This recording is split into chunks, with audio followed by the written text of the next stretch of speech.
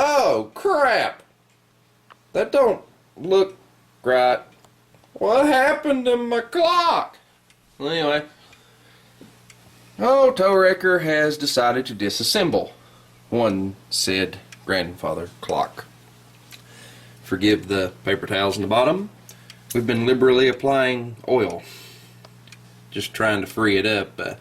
That was in the past now. I'm fixing to actually put it back together, but this thing had been sitting in silent for a long period of time, and it just kind of stuck. It hadn't really stuck, it's gummed up. But if anybody ever wondered exactly how one of these things work, this is pretty much the front mechanism. This is what makes everything work. I'll kind of point it out in a minute. But let me show you the guts of the clock. You got your chime rods. You've got your little teeth there. It makes it ding-a-ling. Picks your notes. It's hard to get the camera in here where I can see what I'm looking at. But you can see the inner workings of the clock, etc., etc. Your pendulum is hanging right there. But anyway, bang the camera off of it again. But anyway, you've got these little... I don't know if you can see them. I cannot see. I'm just guessing. I hope you can see them little governors. They spin when they... You probably couldn't see that. Because I can tell you right now, I can't see nothing. I've got the side of the clock in my way. There we go. You got these little air governors. They flap the air and govern the speed of the chimes, etc. You've got a side here for the this is the melody, and then you probably can't see it, but there's another one. You can see it flickering over. That's your dong side for your toll the hour. Well, anyway, I'm not no clock man. I'm just a redneck at trying to figure this out on his own. Here's your lever that comes through the face. You can adjust your melodies with. That's your what do you want to call it? The melody, the song, whatever the tune it plays. There's where you wind it, wind to wait.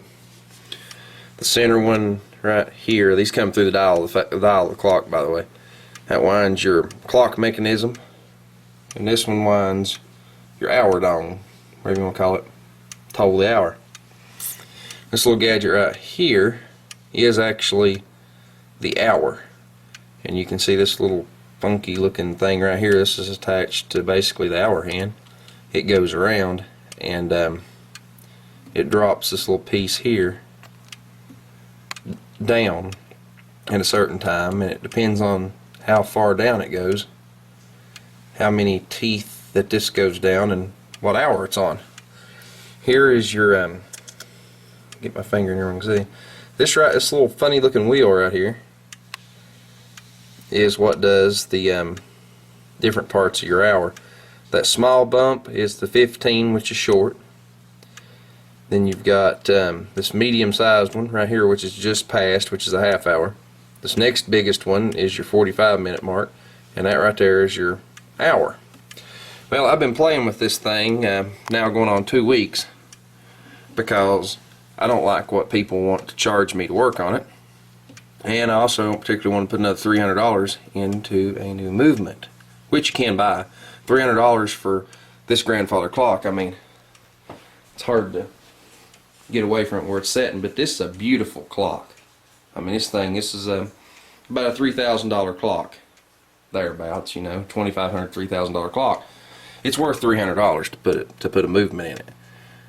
I bought this clock for $300, so I'd have $600. Well, no, $400, $399. It was an eBay auction, but it was one of them local pickup things. I had to drive to Jasper, Georgia to get it, but anyway, you can get the gist of how this works. You can see where the minute hand is, because I'm really just going to show you the workings. But what I'm going to do is advance this minute hand.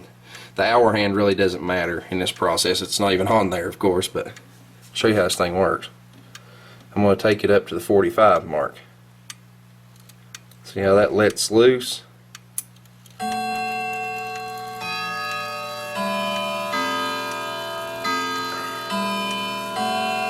can see a little gear on the right there,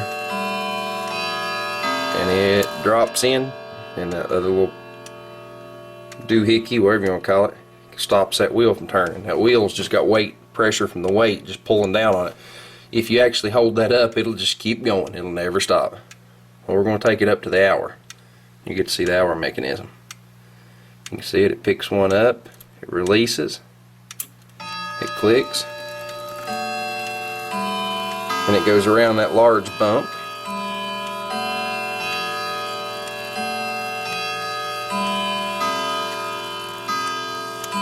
And you can see, the hour hand was in the way. Well, we'll go back through this. We'll go all the way around one more time. I want you to see how the hour actually works. It's just kind of neat how this works. But anyway, you've seen this front side. That was the 15. Let me try to position the camera from the side of this clock where you can actually see the inner guts of this thing working. Let's try this. Let's do the half hour. You can see, there you go.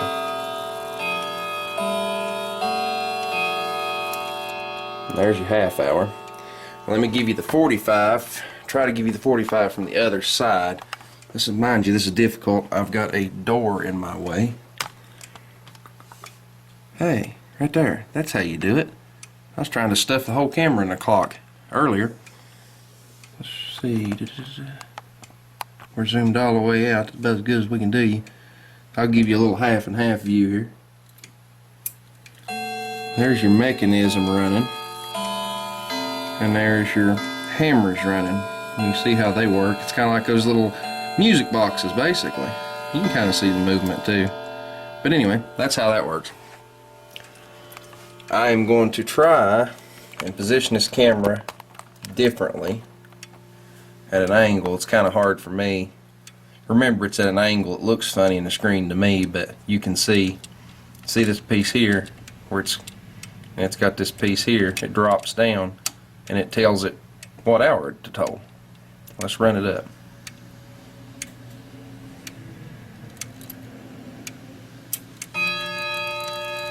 As soon as it gets done with the melody, it will drop that piece and pick the hour.